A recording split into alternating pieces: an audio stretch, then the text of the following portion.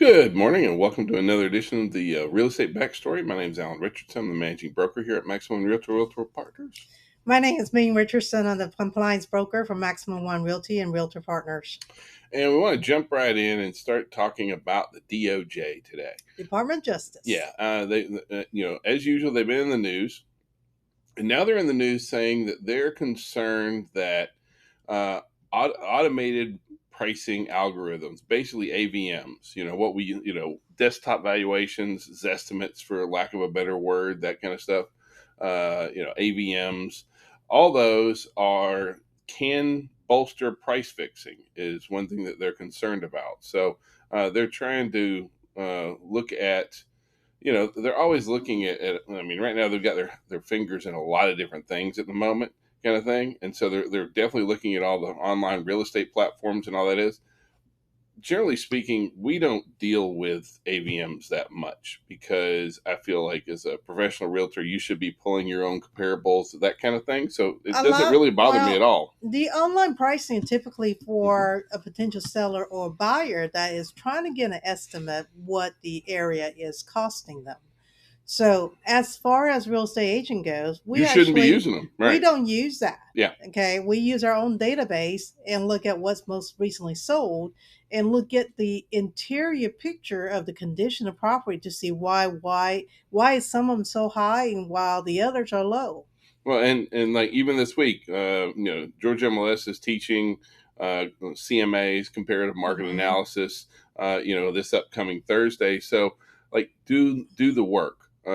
This doesn't really faze me. Now, the other thing that we are seeing from the DOJ is definitely, they've got their hand in the NAR settlement lawsuit and all that kind of stuff. Absolutely. And now HomeServices came out and they are the last company now to settle in there. So right now we got NAR settled for like $418 million. HomeServices now settled for another $250 million. Remax $208 million.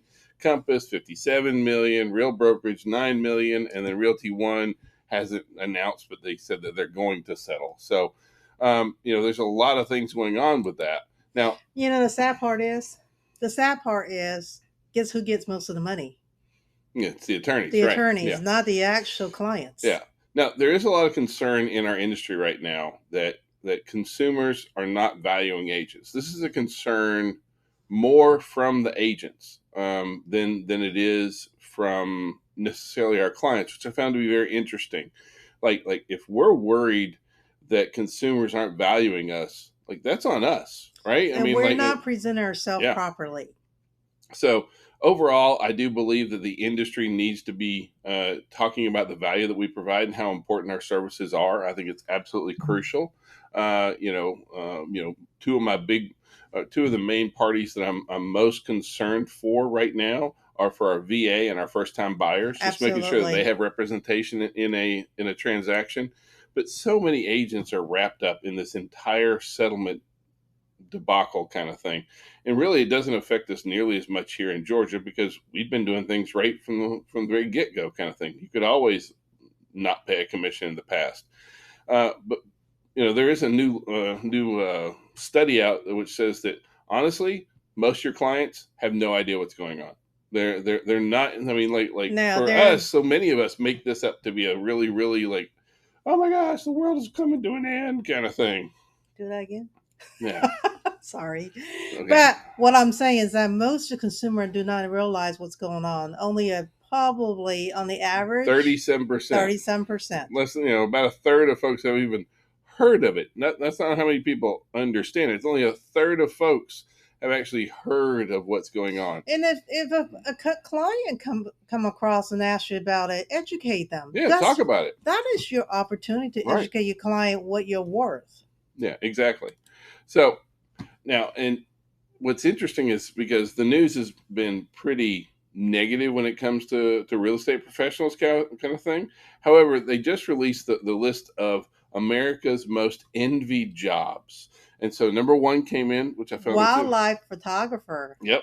Chocolatier. National Geographic must have done really well. I guess. So. Chocolatier for me though. Like number two is Chocolatier. Who doesn't like chocolate? Yeah.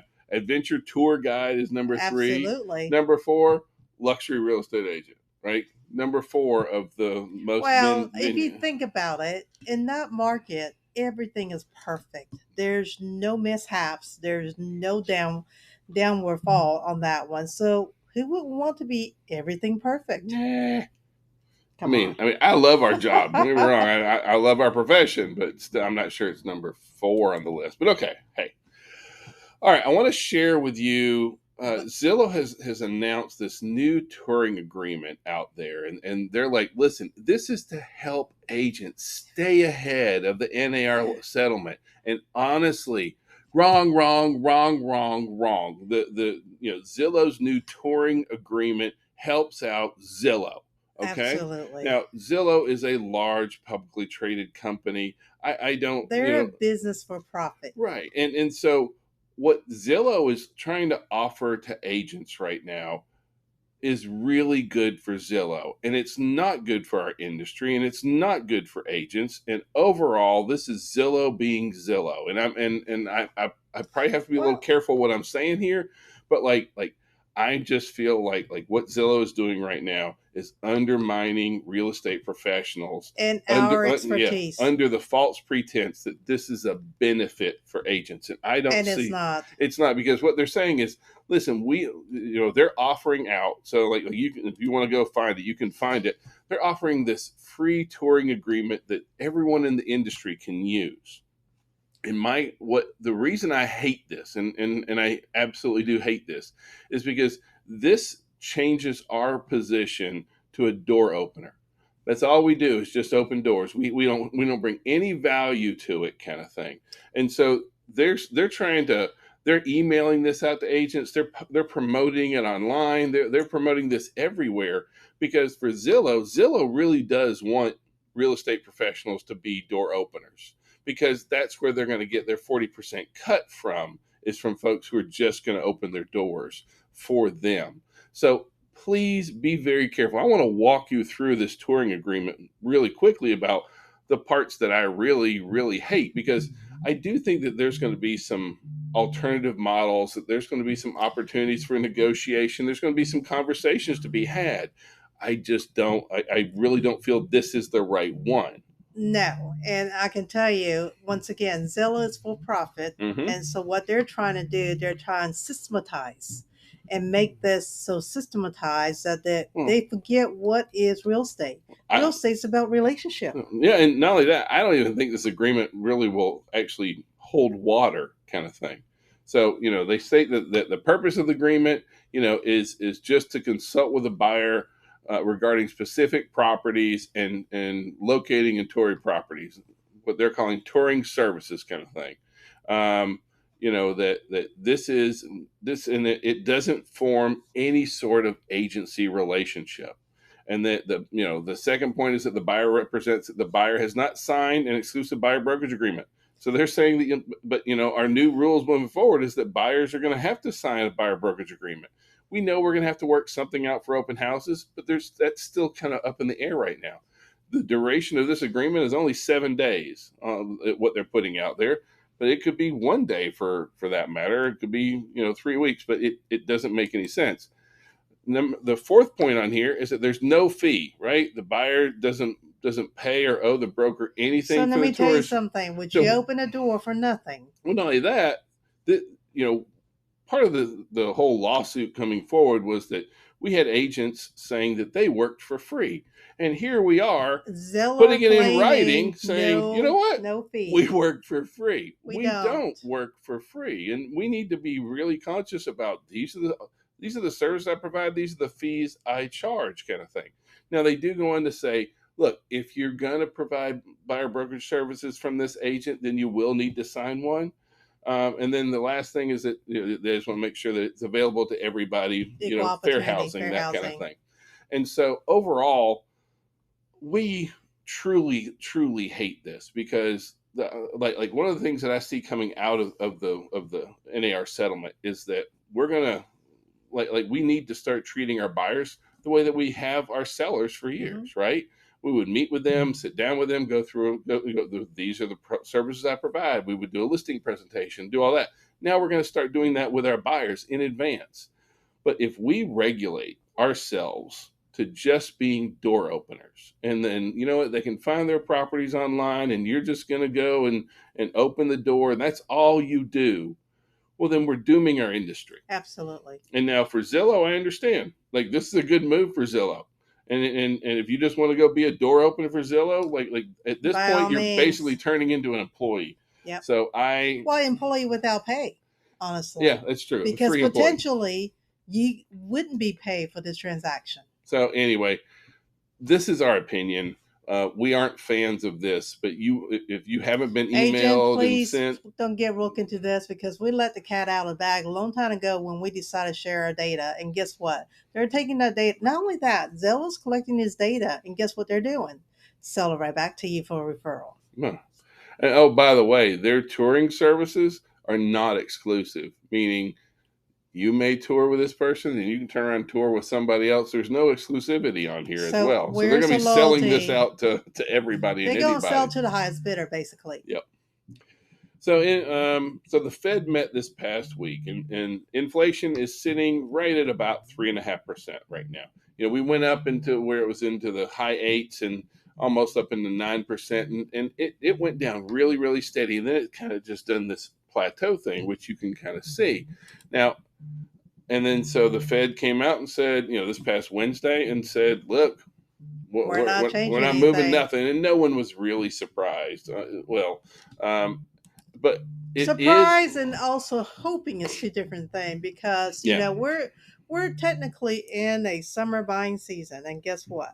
With the federal interest rate the way it is right now, is kind of stagnating our business. It is hurting us, but you know what the Feds are doing is also slowing economic growth, and that's the plan, right? That's what they you know, like when the economy moves too fast, inflation goes up, they slow the economy down. That's what they're doing with interest rates. Well, of course, the markets went nutty, and so interest rates are still sitting high. You know, for the 30-year mortgage rate, fixed rates are running 7.22. Right now. So we're still running higher than we want to be. We're not happy to see it where it is and that kind of stuff. But it doesn't mean that everything is, you know, like completely bad either. You know, we are still seeing even though we've got high interest rates going on, home prices are still holding steady. And so we're still seeing a steady increase of home prices. I am looking at that to start flattening out, to be real honest with you. And I'm going to show you why here in just a second. However, you know, if you look at what home price growth has been by the decades, in the 90s, it was 30%. And then 2000s, it was almost 50%. In the 2010s, 45%. And so far in the 2020s, it's almost 50%. Now, the difference here is we're only halfway through the decade and we're already there. So I really do see some prices starting to level off here a little bit. We know that affordability is a challenge for us for sure on here. And so, you know, right now we're seeing where, you know, home prices have been very, very steady. And we're looking at that softening quite a bit. Yep. I'm not looking at it going down, but I am looking at it flattening out. It's kind of, and I want to show you why we're feeling that way. So right now, overall, change in inventory is really, really strong. Right now, here in Georgia, overall housing inventory is up 41%. And on one hand, I want you to understand that's a really good thing. Like we really, really need inventory. But more, you know, we're still in a supply versus demand market. And what's happening with interest rates, that's stymieing demand a little bit. It is. And so we are seeing inventory shift up. However, there has to be a big asterisk here, right? Because we're also down 40% from where we were pre-pandemic. And so, you know, even though, yes, inventory levels are up compared to where we were, we are still nowhere near. We're still down 40%. So it's not like we've reached this massive tipping point. We are seeing a lot more inventory, a lot more listings coming on market, which we're really glad to see. And so, you know, you can see on this graph, you can see where our new listings are coming in. Definitely up from last year, but still historically way lower than where we need to be. And so this is a good thing. But it's also like I can understand where you know, and see where the power here is of supply versus demand. Correct. So what's happening with sales, though, is that right now, because of interest rates, the sales are really, really stymied. But let me throw a little caveat out here. New listings are an indicator of future sales. Correct. So anytime that we have a lot more listings coming on the market, they may not like where they're having to sell, but after 2 or 3 months on the market, these listings are going to sell, right? I mean, the vast majority of them, these folks will want to move. And so if they're coming out being a little bit aggressive on price, that kind of stuff, then the homes are going to sit there. We're going to see so much more pressure, downward pressure on prices to be realistic about prices. We're not going to see prices going nutty or anything like that.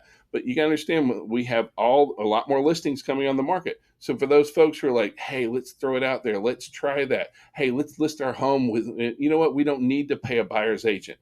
They're going to pay the price.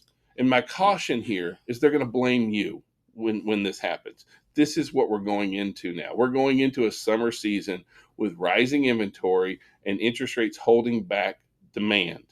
And then your sellers are going to blame you for why things, if it's overpriced, and if you're not, and if your sellers are not being realistic about the marketplace and what's going on, then they're going to blame you.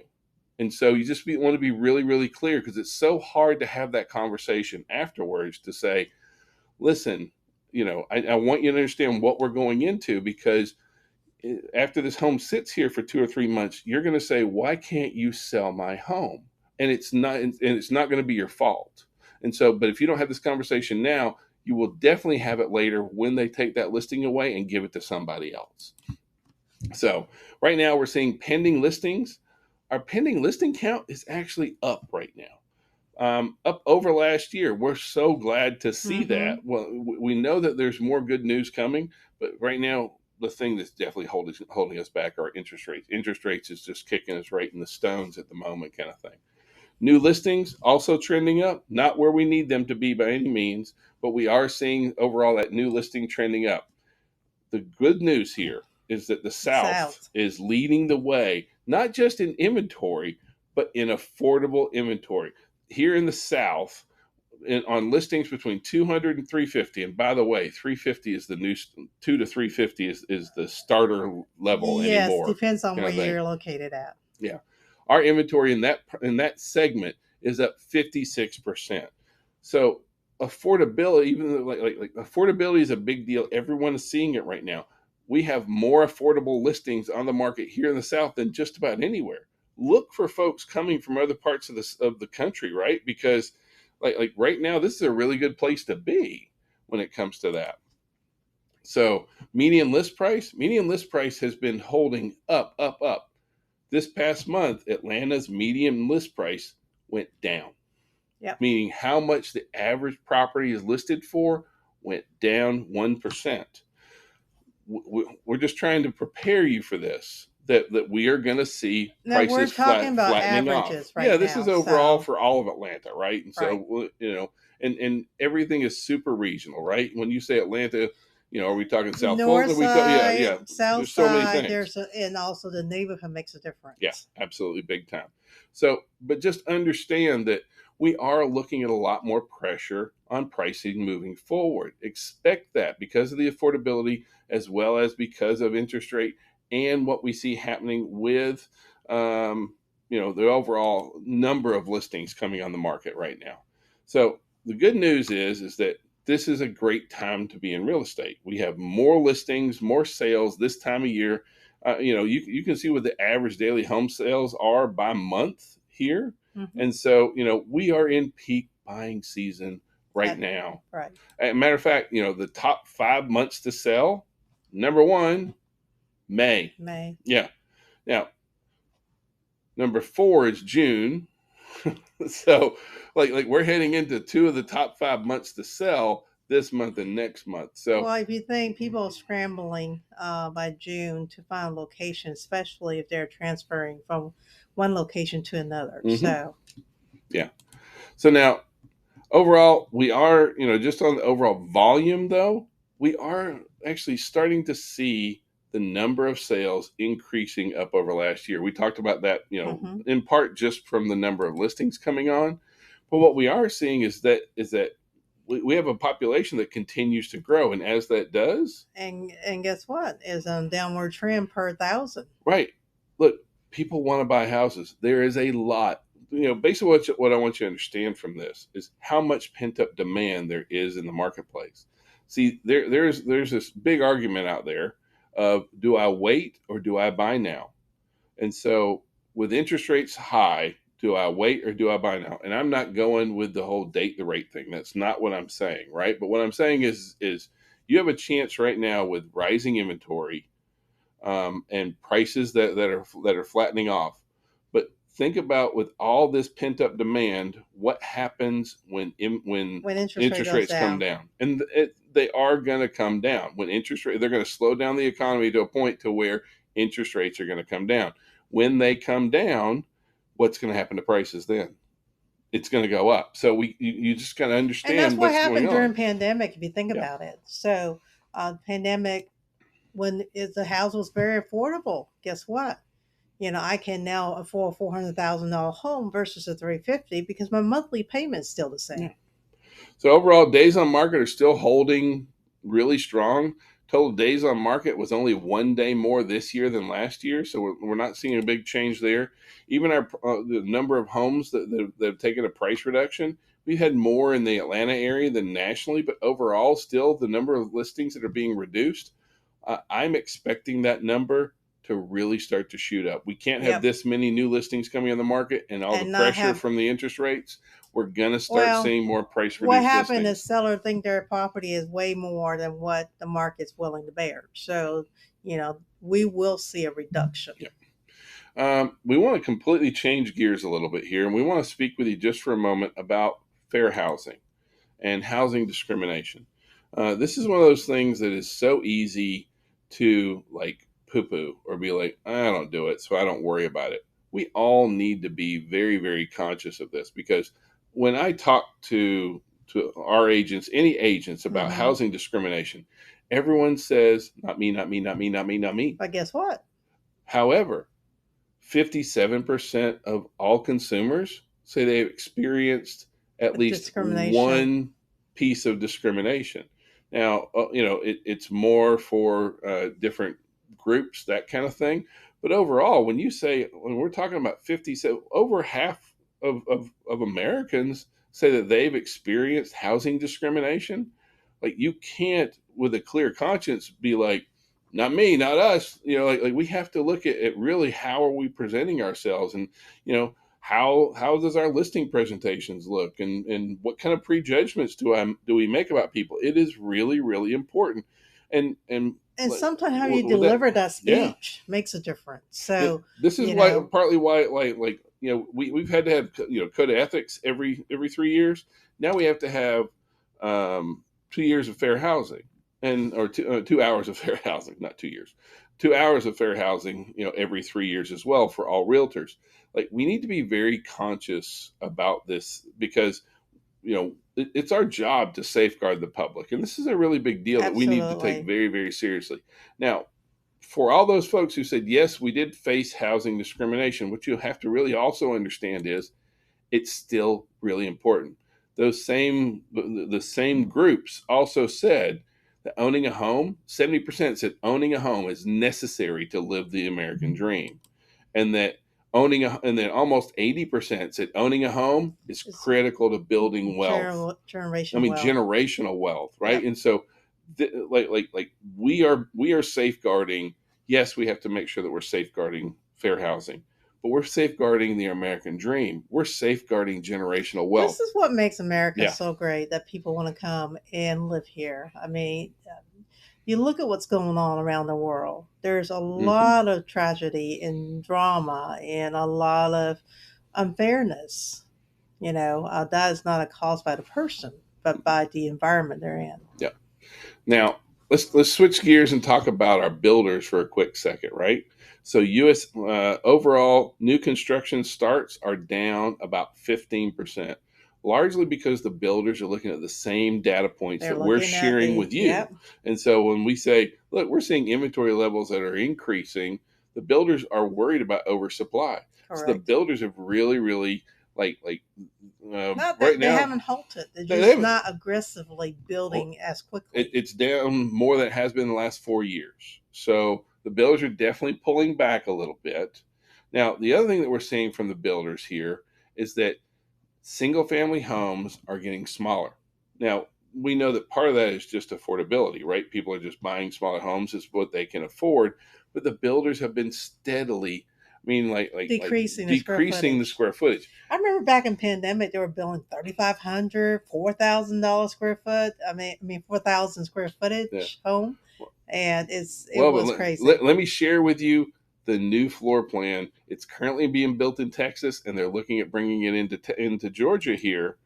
And this is yes. This is the new one here. It's only got a single It's garage. almost like tiny home if you It think well, about it. it's Just I mean, they're almost like longer. townhomes that aren't Yep. connected, right? But these are single family. It's only 1,333 square feet.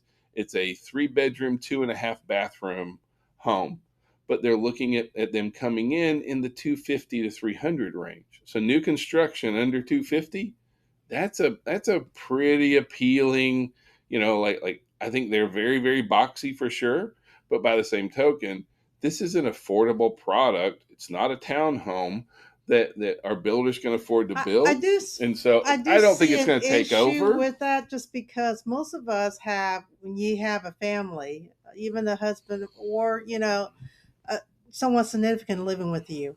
Um, Typically, there's two vehicles. That one car garage, I really do see an issue with that. But you're just gonna have But to once you just again, gonna not have my to call. move, right? Not You have my to time call. it out, right? Well, Yep. but it's an affordability issue. You have the same thing with townhomes and those kind of things. So I don't think this is the end all be all for everybody, but for a nice starter neighborhood kind of thing, I do think that there are buyers that will jump all over this floor plan.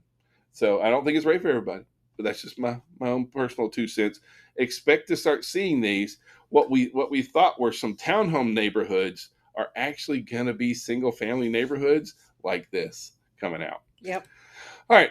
So this week we Plenty of have training. another. So this is week 2 of our relaunch series, our 25-hour post license. Well, on Monday we have the ultimate buyer system where we go through buyer presentations and working with buyers. On Wednesday, It's important for you to come just yeah, because if you're not crafted in your speech or know how to talk to your client, this is a good yeah. class.